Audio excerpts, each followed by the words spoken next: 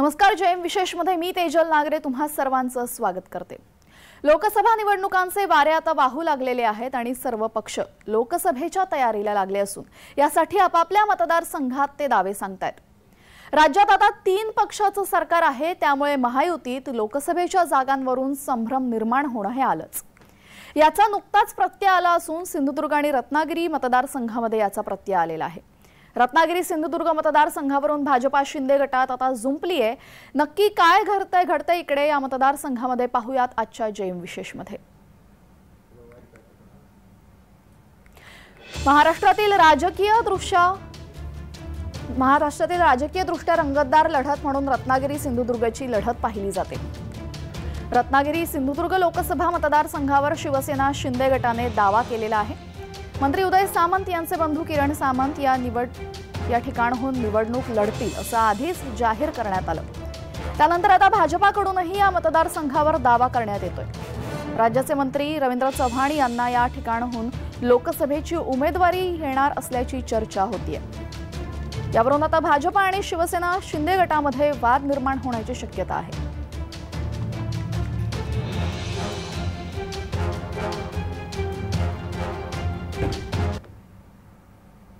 रत्नागिरी जिल्ह्यामधील 3 आणि सिंधुदुर्ग जिल्ह्यामधील 3 असे एकूण 6 विधानसभा मतदारसंघ या लोकसभा मतदारसंघात समाविष्ट झालेले आहेत.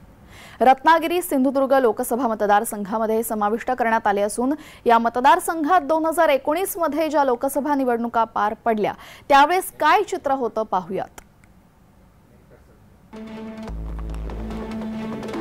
भाजपा आणि शिवसेनेची तेव्हा युती होती. त्या युतीकडनं विनायक राऊत यांना उमेदवारी मिळाली होती आणि त्यांचा विजय झालेला. काँग्रेस आणि राष्ट्रवादीच्या युतीकडून यावेळेस बांदिवडेकर यांना उमेदवारी मिळाली होती, मात्र ते पराभूत झाले आणि महाराष्ट्र स्वाभिमान पक्षाकडून निलेश राणे हे उभे राहिले होते आणि ते पराभूत झाले.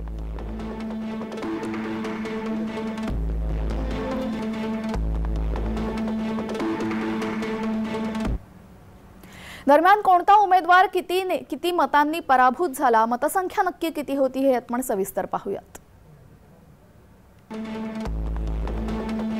विनायक राऊत हे शिवसेनेकडून उभे होते. त्यांना 4,58,022 इतकी मतं मिळाली.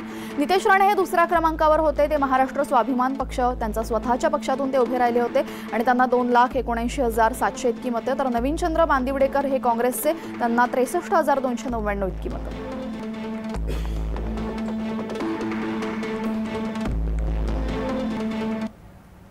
तर याच मतदारसंघामध्ये म्हणजे रत्नागिरीच्या मतदारसंघामध्ये विधानसभेमध्ये काय परिस्थिती होती पाहूयात. दापोली मतदारसंघामध्ये योगेश कदम शिवसेनेचे उमेदवार विरुद्ध संजयराव वसंत राष्ट्रवादीचे उमेदवार. योगेश कदम विजयी झाले होते. गुहागरमध्ये भास्कर जाधव शिवसेनेचे उमेदवार विरुद्ध बेटकर सहदेव राष्ट्रवादीचे उमेदवार. शिवसेना इथे विजयी झालेली, भास्कर जाधव विजयी झालेले. चिपळूणमध्ये शेखर निकम राष्ट्रवादीचे उमेदवार आणि त्यांच्या विरुद्ध सदानंद चव्हाण शिवसेनेचे उमेदवार. इथे मात्र चिपळूणमध्ये शेखर निकम राष्ट्रवादीचा उमेदवार विजयी झाला. रत्नागिरीमध्ये उदय सामंत शिवसेनेचे उमेदवार आणि सुदेश मयेकर राष्ट्रवादीचे उमेदवार. यामध्ये उदय सामंत हे शिवसेनेचे विजयी झाले आणि राजापूर मतदारसंघामध्ये राजन प्रभाकर शिवसेनेचे उमेदवार आणि अविनाश लाड हे काँग्रेसचे उमेदवार होते. यामध्ये काँग्रेसला पराभूत करत शिवसेनेचे उमेदवार राजन प्रभाकर हे विजयी झाले होते. त्यामुळे रत्नागिरी मतदारसंघावर हा शिवसेनेचा दबदबा पाहायला मिळाला. एक मतदारसंघ सोडून चिपळूण, जिथे राष्ट्रवादीचे उमेदवार शेखर निकम निवडून आले.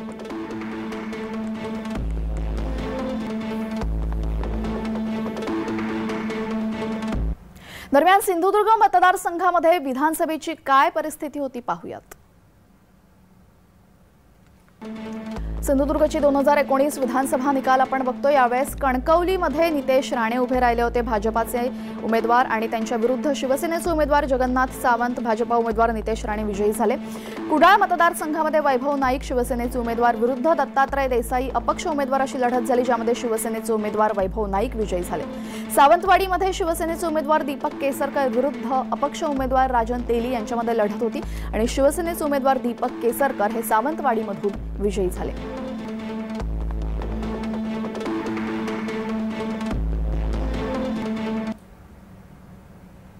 तर 2019चे विधानसभा आणि लोकसभा निवडणुकांचे निकाल बघितल्यानंतर एक तर अंदाज येतो की कोकण हा प्रांत आणि रत्नागिरी आणि सिंधुदुर्ग हा जो प्रांत आहे, हा मतदारसंघ आहे, हा शिवसेनेचा बालेकिल्ला आहे।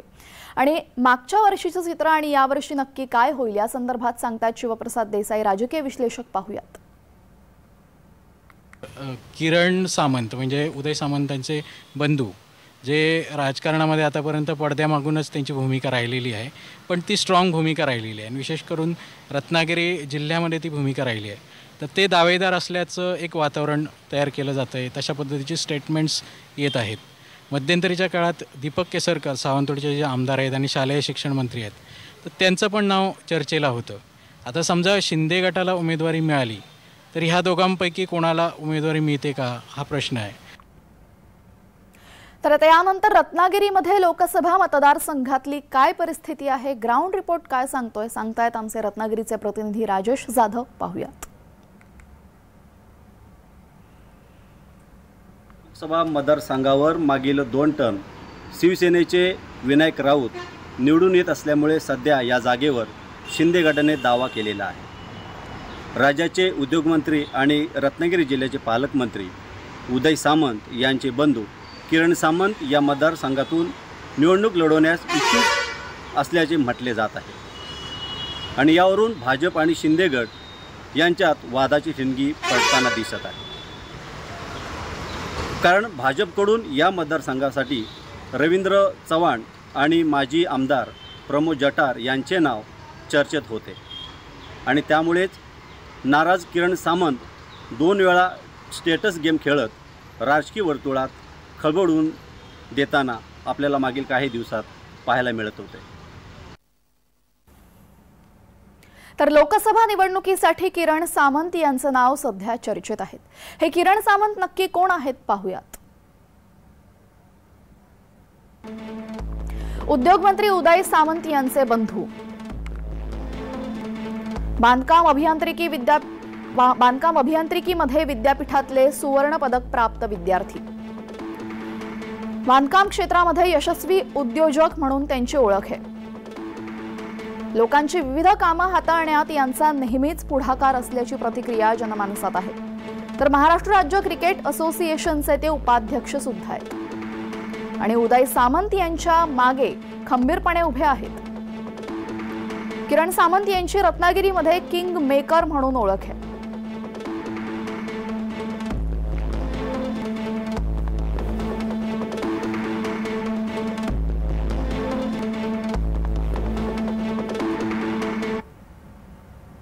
तर कोण आहेत किरण सामंत, विश्लेषक काय सांगतायत पाहूयात।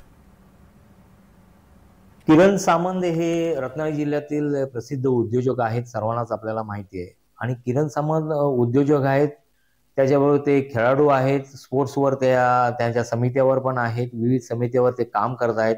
पण या पलीकडे जाऊन त्यांची एक मोठी ओळख आहे अशी की ते उदय सामंत यांचे बंधू आहेत। किंबहुना उदय सामंत यांना राजकीय दृष्ट्या प्रस्थापित करण्यासाठी किंवा एस्टॅब्लिश करण्यासाठी जर कोणाचा मोठा सहभाग असेल तर तो किरण सामंत यांचा। आणि गेल्या 10 वर्षात उदय सामंत जे प्रस्थापित झालेत राजकारणामध्ये आणि त्यांचा जो आलेख वाढला गेलाय तो याच्यामुळे किरण सामंत याचा त्यामध्ये खूप मोठा सहभाग आहे। हेच किरण सामंत आता चर्चेत जे आहेत ते व्हॉट्सअपच्या स्टेटसमुळे, त्यांनी आत्ताचा व्हॉट्सअप स्टेटस ठेवला आहे, त्याच्या पाठीमागे व्हॉट्सअप स्टेटस ठेवला आहे। एकूणच त्यांनी ते राजकारणासाठी व्हॉट्सअप स्टेटसचा जो गेम चालू केला आहे तो काय पचनी पडण्यासारखा नाही आहे। तर रत्नागिरी आणि सिंधुदुर्गामधला हा वाद निर्माण झालेला आहे किंवा वाद चर्चेला गेलेला आहे तो उदय सामंत आणि नारायण राणे यांच्या वक्तव्यांमुळे। रत्नागिरी आणि सिंधुदुर्गात शिवसेनेची 8 लाख मतं म्हणून आमचाच दावा असं सामंत म्हणाले। तर यावर सामंत बोलतील तसंच होईल असं काही नाही। रत्नागिरी सिंधुदुर्ग लोकसभा मतदारसंघावर भाजपाचाच दावा असं सामंतांना राणे यांनी सांगितलं। यावेळेस नक्की काय घडलं पाहूयात। दावा आहेच ना, दावा करणार नाही कोण साहेब, दावा आहेच ना। शिवसेनेची ती जागा आहे, शिवसेनाच लढणार आहे ही आमची भूमिकाच आहे ना। पण त्याच्यातनं जो काही निर्णय घ्यायचा आहे ते 3 नेते मंडळी घेतील। परंतु शिवसेनेचं मताधिक्य, शिवसेनेचं मतदान हे जर बघितलं तर फार मोठ्या पद्धतीचं आहे आणि ते सगळ्यांना माहिती आहे। त्याच्यामुळे त्याचा विचार करून 3 नेते निर्णय घेतील। आता उदय सामंत बोलतील तसंच होईल असं सांगता येत नाही। आम्ही ओरिजिनल पहिल्यापासून आहोत। भारतीय जनता, मी भले कुठूनही आलो असलं तरी भाजपच्या पक्षात आहे. आमचा क्लेम कायम आहे. आता कोण उमेदवार आम्ही आमचा पक्ष ठरवेल. त्यामुळे उदय सामंतने या विषयावर भाष्य करू नये असं मला वाटतं. मी करतो का मग आमचं तुमचं असं नाही. जेव्हा नांदायचं असतं का मंगळसूत्र घातलं ना त्याचं पावित्र्य ठेवायचं, युतीचं पावित्र्य ठेवायचं. तर उदय सामंत विरुद्ध नारायण राणे असे हे शब्दबाण चालले. उदय सामंत यांनी वक्तव्य केलं आणि त्यावर नारायण राणे यांनी घणाघात केलेला आहे. दरम्यान ज्यांनी या मतदारसंघावर दावा केलेला आहे रत्नागिरी आणि सिंधुदुर्ग मतदारसंघावर, ते उदय सामंत नक्की कोण आहेत जाणून घेऊयात. विद्यमान उद्योग मंत्री, कोकणच्या राजकारणातील महत्त्वाचं नाव, सहसा कोणत्याही वादात न सापडण्याचं कसब यांच्याकडे आहे.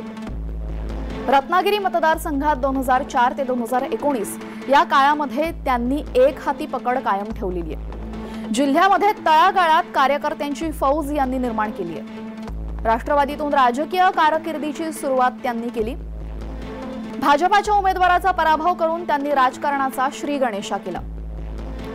10 वर्षांनंतर राष्ट्रवादी सोडून त्यांनी शिवसेनेत प्रवेश केला. मवियात असतानाही कॅबिनेट मंत्री होते ते.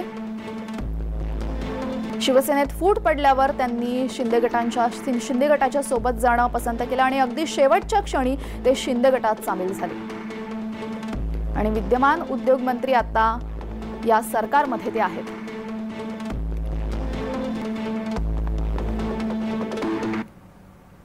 तर कोकणातल्या राजकारणामध्ये एक मोठं नाव म्हणजे नारायण राणे. नारायण राणे यांच्याशिवाय कोकणातलं राजकारण अपूर्ण असं बहुतेकांचं मत आहे. या नारायण राणेंसंदर्भात अधिक माहिती आपण घेऊयात. नारायण राणे हे एकेकाळी कट्टर शिवसैनिक होते. कोकणातील राजकारणात यांचा प्रचंड दबदबा आहे. 1998 ते 99 या काळामध्ये त्यांनी महाराष्ट्राचं मुख्यमंत्रीपद भूषवलं. 2005 साली त्यांनी शिवसेना सोडून काँग्रेसमध्ये प्रवेश केला. 2009 मध्ये काँग्रेस आघाडी सत्तेत आल्यावर राणेंना उद्योग खातं मिळालं. ज्या विलासराव देशमुखांनी त्यांना काँग्रेसमध्ये आणलं त्यांच्या विरोधातच नारायण राणे यांनी आघाडी उघडली. 2017 मध्ये त्यांनी स्वतःचा पक्ष स्थापन केला. 2019 मध्ये भाजपात प्रवेश करून त्यांनी राज्यसभेत प्रवेश मिळवला. 2021 मध्ये त्यांनी केंद्रीय मंत्रिपदाची शपथ घेतलेली आणि आता विद्यमान केंद्रीय मंत्री आहेत ते.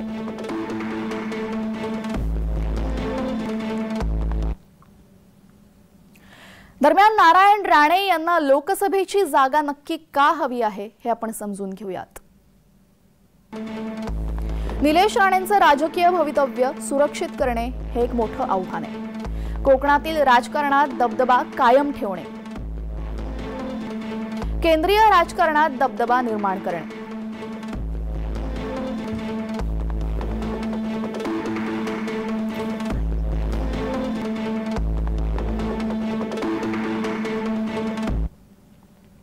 तर या संदर्भात विश्लेषकांचं काय मत आहे पाहूयात. सगळ्यात काम म्हणावं लागलं तर सगळं सिंधुदुर्ग म्हटलं की नारायण राणे येतं. नारायण राणेशिवाय सिंधुदुर्गला पर्याय नाही. आणि सिंधुदुर्गामध्ये आत्तापर्यंत ज्या काही सोयीसुविधा आणल्या आहेत, ज्या काही आत्ता तुम्हाला हे जे दिसतंय, ज्या पद्धतीने आणायला हवं आणि ज्या पद्धतीचा नेता हवा होता तो म्हणजे नारायण राणेजी. त्यांचं मी खरंच कौतुक करेन. कितीही काही त्यांच्याबद्दल कोणी नावं ठेवली तरी परंतु त्यांनी लोकांचा विचार केला आहे. परंतु थेट ते लोकांपर्यंत जाऊ शकत नाही. थेट जर ते लोकांपर्यंत आता त्यांनी खरं जायची गरज आहे. तर राणे विरुद्ध सामंत हा कोकणातला वाद काही नवा नाहीये. यावेळेस जय महाराष्ट्राचे संपादक प्रसाद काथे यांनी उदय सामंत यांची मुलाखत घेतली आणि उदय सामंत यांच्या समोर किरण सामंत आणि राणेंसोबतच्या वादासंदर्भात त्यांनी प्रश्न विचारले. यावर सामंतांचं नक्की काय उत्तर होतं पाहूयात. रत्नागिरीचा लोकसभा मतदारसंघ हा तुमच्या भावालाच मिळाला पाहिजे याच्यासाठी तुम्ही जोर लावताय, प्रचंड जोर लावताय, अशी चर्चा आहे. खरं किती खोटं किती?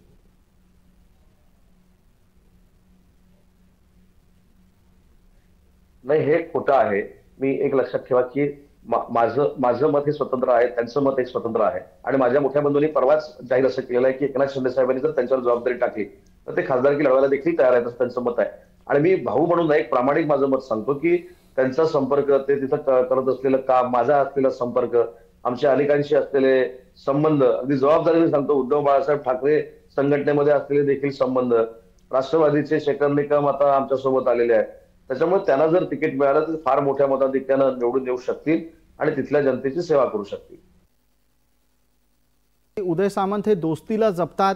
नुकतंच तुम्ही तुमच्या मित्राच्या दुकानात जाऊन अगदी वडापाव खाण्याचा प्रकार असो किंवा तुम्ही तुमच्या पालीतल्या जुन्या मित्रांबरोबर जाऊन गप्पा मारण्याचा कार्यक्रम असो, हे करत असता. म्हणजे सांगायचा विषय असा की तुम्ही तुमच्या दोस्तीला जागता.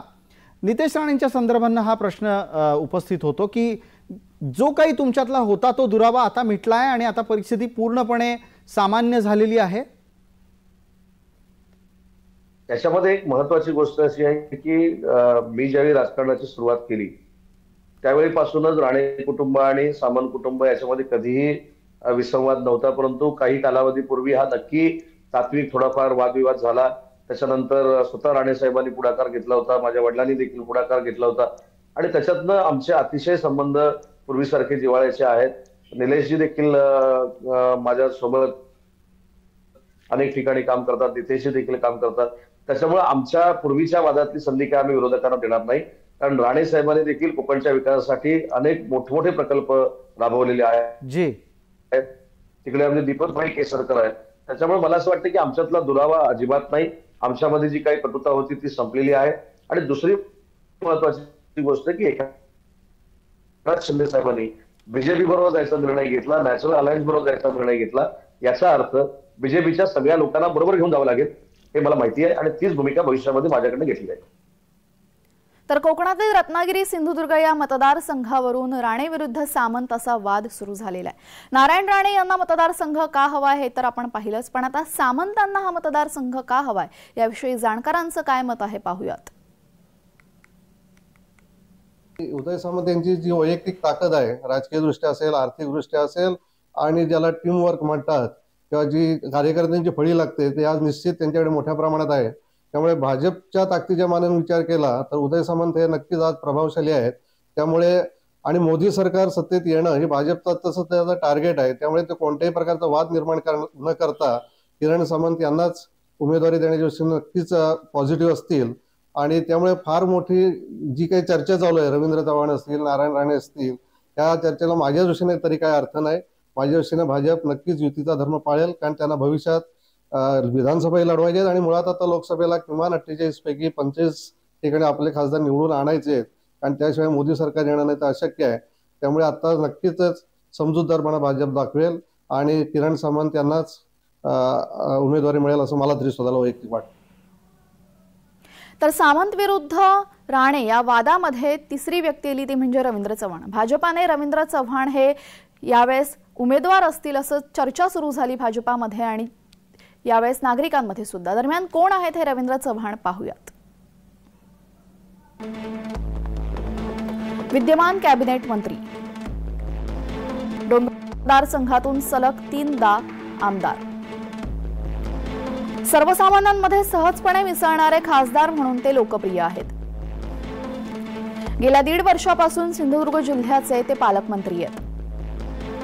त्यामुळे सिंधुदुर्ग जिल्ह्याच्या राजकारणात त्यांचा चांगलाच जमे म्हणून तिसरं नाव रवींद्र चव्हाणांचं घेतलं जातंय.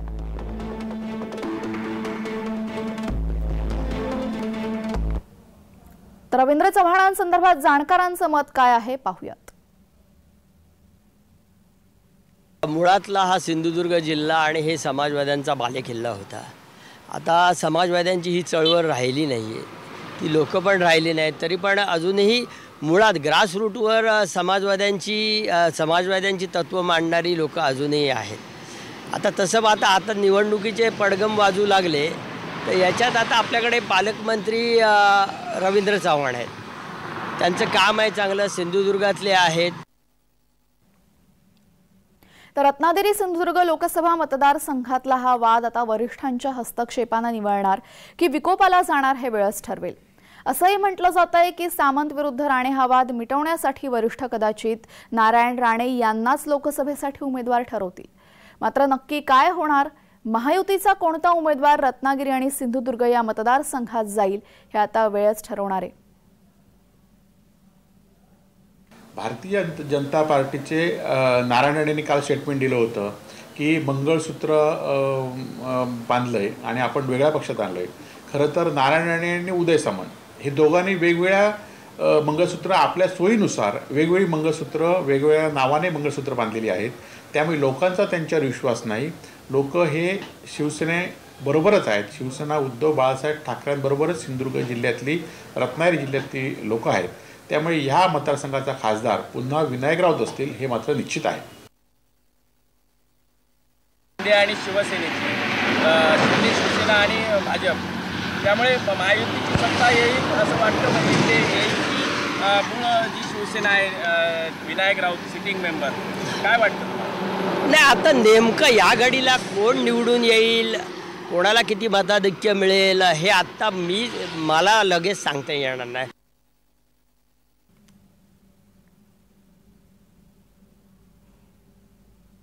तर या वादावर नेमकी शेवटी काय होणार या संदर्भात सांगतायत आमचे स्थानिक प्रतिनिधी. पाहूयात. 2019च्या निवडणुकीमध्ये खासदार विनायक राऊत यांनी निलेश राणे यांना जवळपास 2 लाखाहून अधिक मताधिक्याने चितपट केले होते. अर्थात उदय सामंत यांचा विनायक राऊत यांना त्यावेळी फायदा झालेला होता. मात्र सध्या बदलत्या राजकीय स्थितीमुळे या मतदारसंघात आपल्याला संधी निर्माण होऊ शकते आणि अशी आशा बाळगताना सध्या शिंदे गट अधिक भाजप या ठिकाणी नशीब आजमावताना आपल्याला पाहायला मिळत आहे. मात्र यामुळे दोघात संघर्ष देखील निर्माण झाल्याचे यात दिसून येत आहे. या दोघांमध्ये नक्की सरशी कोणाची होणार आणि ही जागा कोण लढवितो हे पाहणे तितकेच महत्त्वाचे ठरणार आहे. कॅमेरामॅन प्रफुल्लसह मी राजेश जाधव, जय महाराष्ट्र न्यूज, चिपळूण, रत्नागिरी. सध्या महायुतीचं सरकार आहे. यामध्ये शिवसेना, भाजप आणि राष्ट्रवादी असंच तिघांचं महायुतीचं सरकार आहे. मात्र बघितलं तर याच्यामध्ये भाजप आणि शिवसेना यांच्याकडूनच मोठ्या प्रमाणात दावे प्रतिदावे होत आहेत. उबाटा सेनेकडून मात्र विनायक राऊत यांचं नाव पहिल्यांदाच जाहीर झालेलं आहे. पहिलं जे नाव जाहीर झालं ते उबाटाकडून याच लोकसभा मतदारसंघातलं विनायक राऊत यांचं जाहीर झालं आणि त्यानंतर अलीकडेच जे शिवसेनेचे उबाटा सेनेचे आमदार आहेत वैभव नाईक यांनी जाहीर केलं आहे की हा जो मतदारसंघ आहे यामध्ये शिवसेनेचा हा मतदारसंघ आहे आणि याच्यामध्ये आमचे विनायक राऊत जे खासदार म्हणून उमेदवार असतील तेच विजयी होतील, ते हॅट्रिक करतील असाही दावा केला आहे. एकंदर पाहिलं तर हा मतदारसंघ आता नेमका भाजप आणि शिवसेनेकडून कोणाला जातोय हे पाहणं औत्सुक्याचं आहे. सुरेश कौलगेकर, जय महाराष्ट्र, ओरोस, सिंधुदुर्ग. यासह जयम विशेषमध्ये वेळ झालेली आहे. इथेच थांबण्याची सर्व प्रेक्षकांना जय महाराष्ट्र.